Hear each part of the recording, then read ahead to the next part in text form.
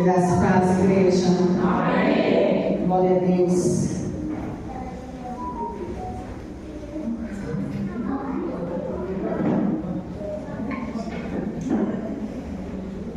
Eita dificuldade. Glória a Deus. Aleluia.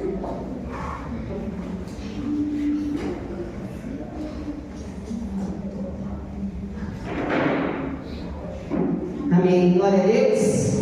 Amém. Ai, que noite maravilhosa, né? Amém. E agora nós vamos nos encher um pouquinho com a palavra do Senhor. Peço que os irmãos abram a sua Bíblia em João 4, que é o tema do nosso aniversário, né? A mulher samaritana. Vamos ler lá João 4, começando do verso 1.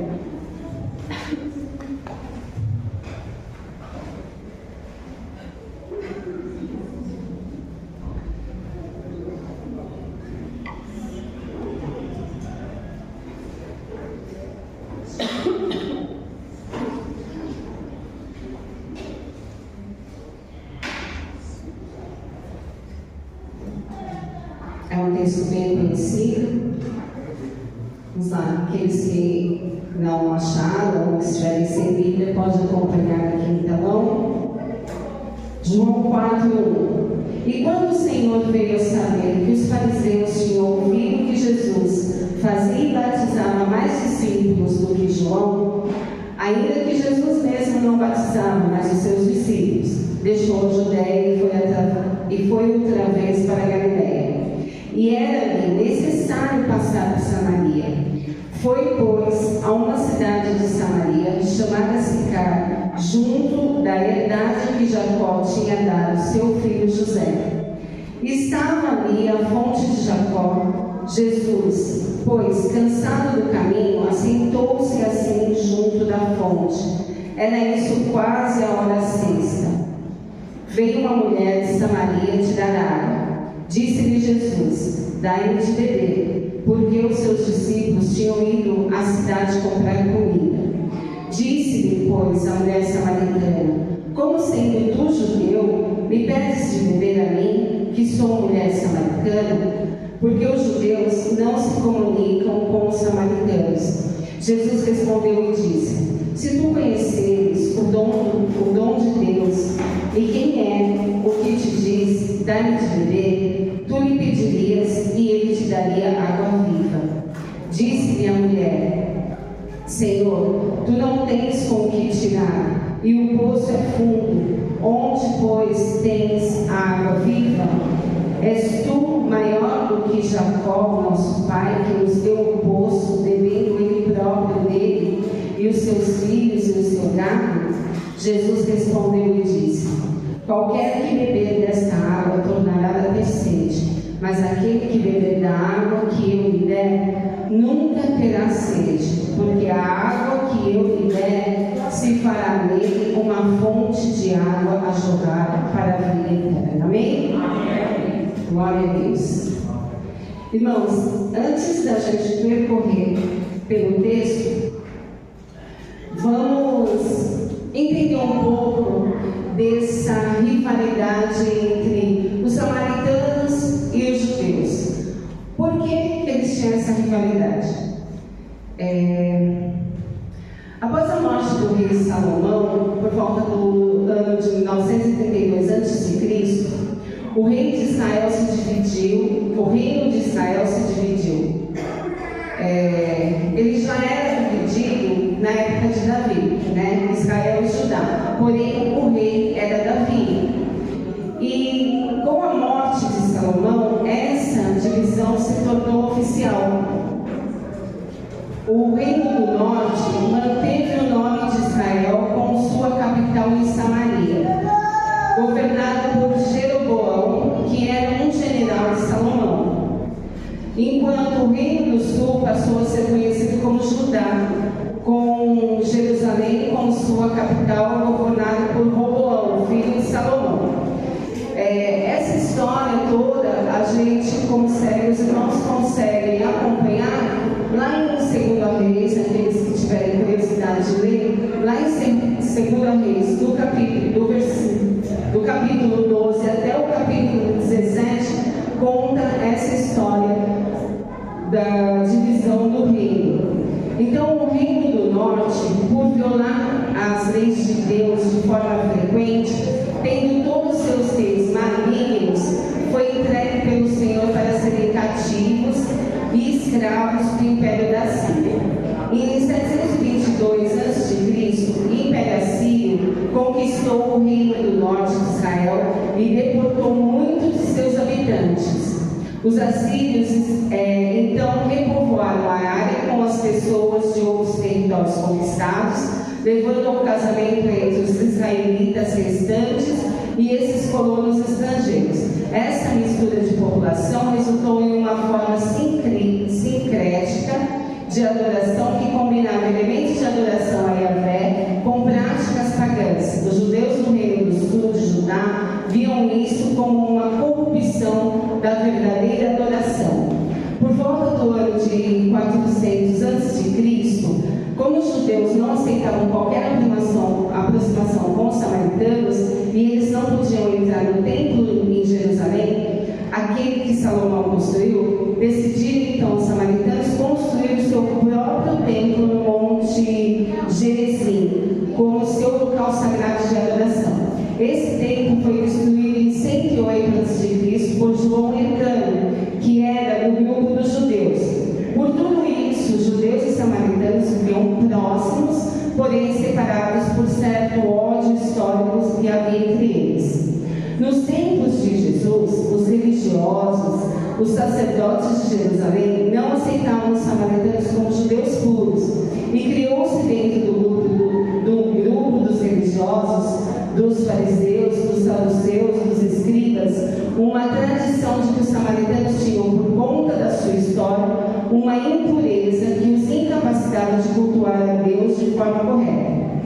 Isso foi levado a um extremo tão grande que os judeus achavam que se utilizasse um utensílio dos samaritanos, eles ficariam impuros, né? Eles se contaminariam e não poderiam adorar a Deus. Agora que nós já entendemos essa briga, vamos lá.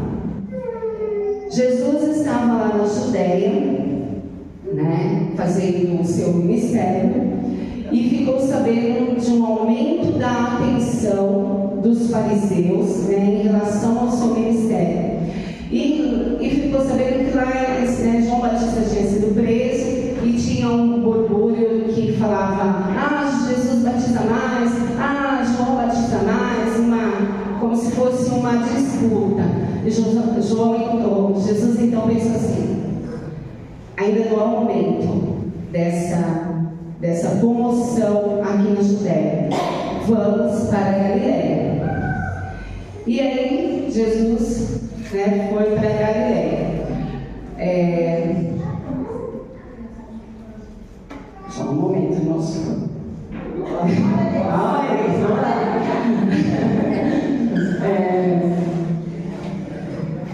Essa partida não é uma retirada, mas uma reorientação estratégica de Jesus para preparar o cenário para os eventos que seguirão. No verso 4 diz assim: e era necessário passar por Samaria. Em outras traduções pode dizer: era preciso que Jesus passasse por Samaria.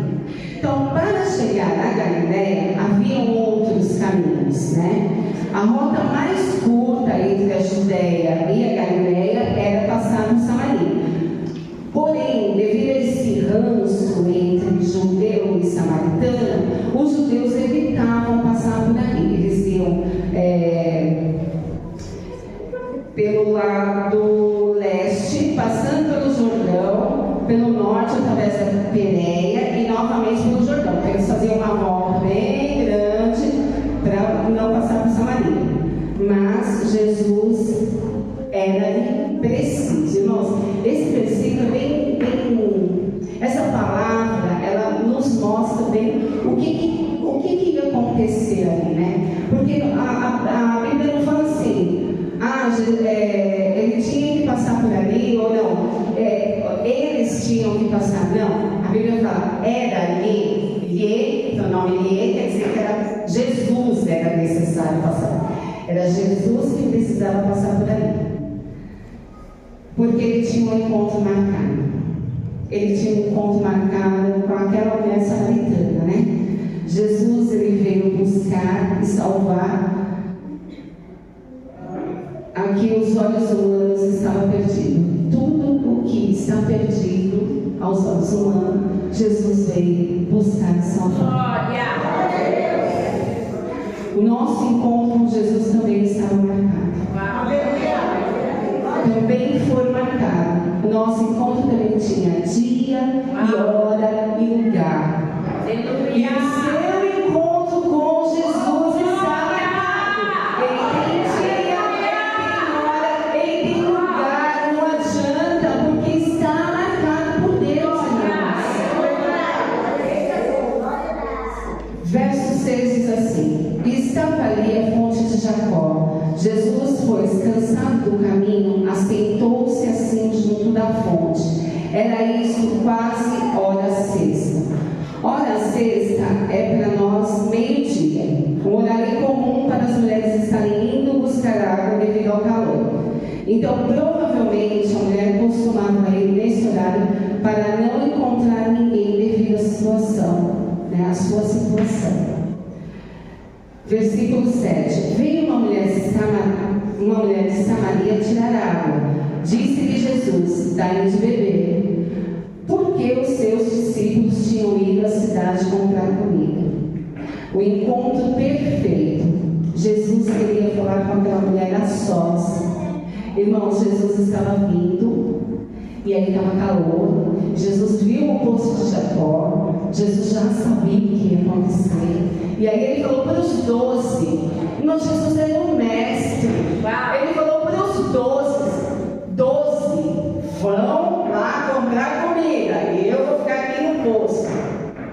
Não ficou um com Jesus, porque Jesus tinha um particular com aquela mulher. Jesus tem um particular conosco, irmãos. É um particular. O Senhor é um particular, irmãos.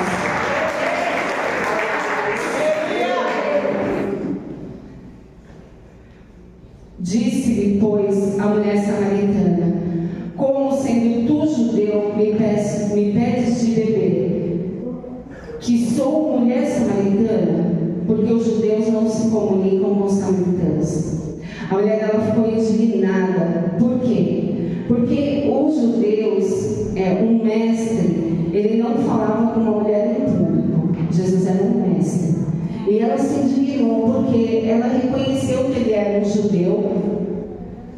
E o judeu falando com ela, pedindo água, e ainda ela sendo mulher. Jesus não age da mesma forma com todas as pessoas. Ele conhece cada um de nós o suficiente para saber como se relacionar conosco. Ele sabia que aquela mulher escondia em seu coração muitos traumas. O fato de ser uma mulher samaritana, o fato de já ter estado em 5 relacionamentos e estar em um relacionamento com um homem que não era seu marido, o fato de ser rejeitada, Jesus sabia a vergonha e o peso que ela carregava. Irmãos, Jesus quebra barreiras. Jesus, ele não quer saber qual é a religião, ele não quer saber qual é o gênero, ele não quer saber. É Jesus. Quando ele tem que conversar, quando ele tem que falar, quando ele tem que ter um particular, ele vai ter. Ele vai ter. Ele não se importou com aquela mulher. Na samaritana, ele não se importou. Aquela mulher era importante para Jesus. Ele viu aquela alma ali. Ele falou: é um coração que vai se render ao Senhor. Ele já sabia do que ia acontecer. Então Jesus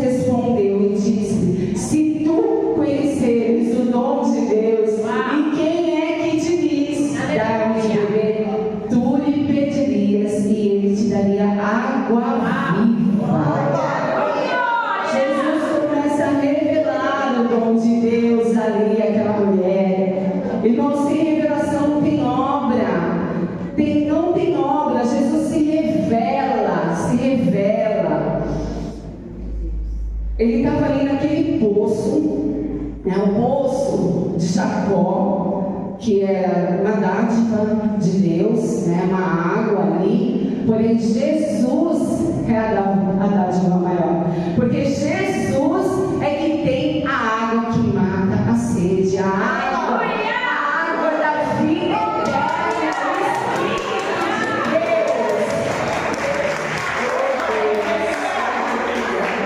Glória a Deus. Disse-lhe a mulher: Senhor, tu não tens com que tirar, o poço é fundo, onde pois tem a água viva? És tu maior do que o nosso pai Jacó, que nos deu o poço, bebendo ele próprio dele e os seus filhos e o seu gado?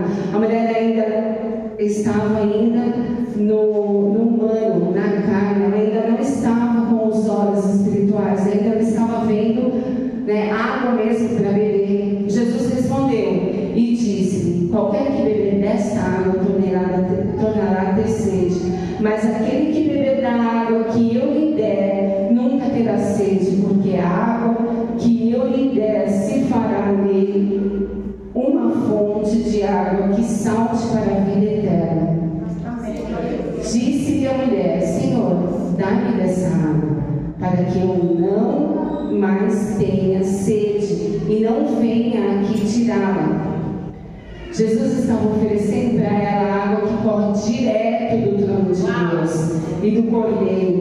Essa fonte nós somos capazes de encontrar sem Jesus. Um novo formato de vida, uma nova estrutura, uma água viva que transborda de dentro para fora, que muda complemento nossos rumos, as nossas escolhas. Essa água ela muda tudo, irmãos, tudo. E era a água que o Senhor estava oferecendo. Disse-lhe Jesus: vai, chama o teu marido e vem cá. Disse a mulher: Senhor, eu não tenho marido. Eu acho que eu pulei aqui, só um momento. Disse a mulher: Senhor, não é aqui. Onde? 17. Não tenho marido, disse-lhe Jesus. Disseste bem, não tenho marido. Aquele pedido de Jesus foi no centro da vida daquela mulher, revelando que Deus conhece o nosso íntimo e oculto. A mulher responde: não tenho marido, e Jesus comenta: disseste bem, não tenho marido, porque tivesse 5 maridos e o que agora tens não é teu marido. Isso disseste com verdade. Jesus reconheceu ali que aquela mulher, ela confessou o seu pecado. Ela deu vazão àquilo.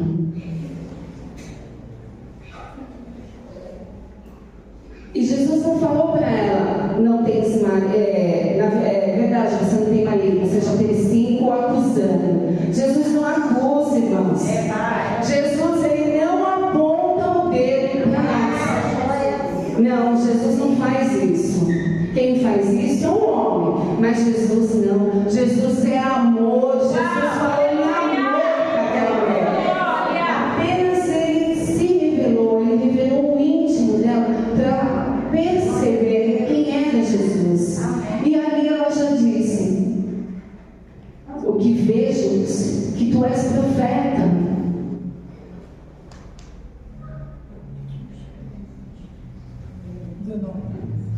Sim.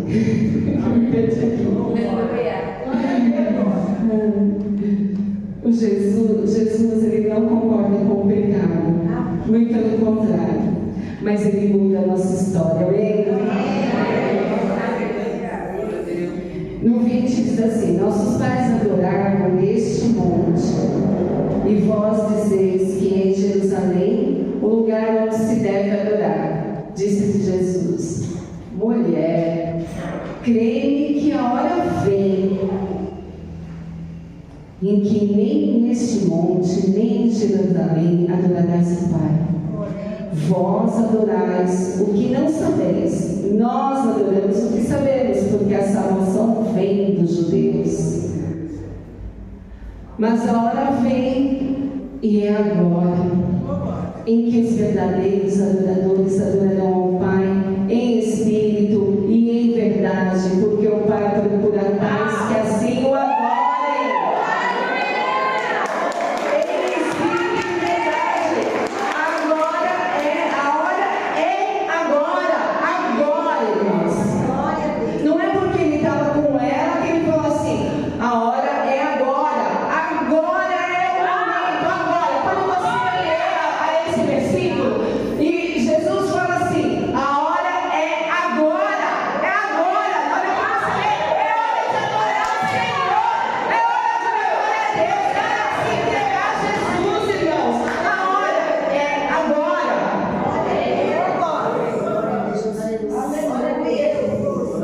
Deus é espírito e importa que os adoradores o adorem em espírito e verdade. A mulher disse: eu sei que o Messias, que se chama Cristo, vem. Quando ele vier, nos anunciará tudo. Jesus disse-lhe: eu sou, eu que falo contigo. E nisso vieram os seus discípulos e maravilharam-se de que estivesse falando com uma mulher. Todavia, nenhum lhe disse: que perguntas? Ou por que falas com ela? Deixou, pois, a mulher o seu cântaro e foi à cidade. E disse àqueles homens: irmãos, Aleluia. essa mulher estava ali e Jesus estava se revelando a ela. Quando ele diz: eu sou, aquela mulher sentiu a presença do Senhor, se entregou a Jesus, irmãos. Naquele momento a samaritana se entregou a Jesus. Tamanha felicidade dela, tamanha alegria, ela se encheu daquela água, tamanha foi a felicidade que ela foi fazer o que naquele poço, irmãos? O que ela foi fazer? Buscar o quê? Água. Ela largou tudo lá e saiu correndo.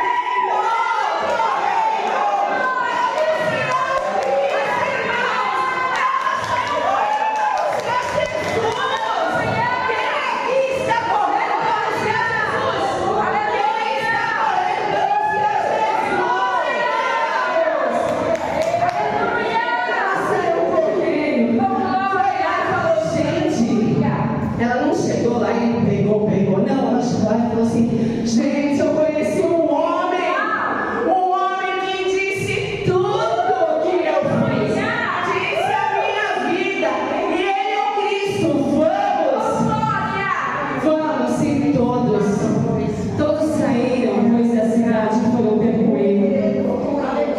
Olha só, uma mulher que era samaritana, que tinha tido 5 maridos, que andava sozinha, conheceu o Cristo, o Senhor, e se encheu da água viva, e bebeu daquela água, irmãos. Tremendo foi o que o Senhor fez naquela vida, naquele encontro que estava marcado, que lá no verso 39 diz assim: e muitos dos samaritanos daquela cidade creram nele pela palavra da mulher que testificou: disse-me tudo quanto tenho feito. Indo, pois, ter com ele os samaritanos, rogaram-lhe que ficasse com eles, e ficou ali 2 dias.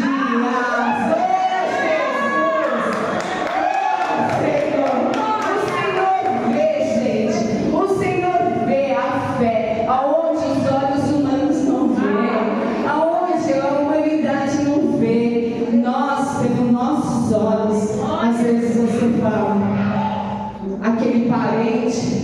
tem jeito. Aquele meu amigo nunca vai voltar ao Senhor, nunca vai estar nos pés do Senhor.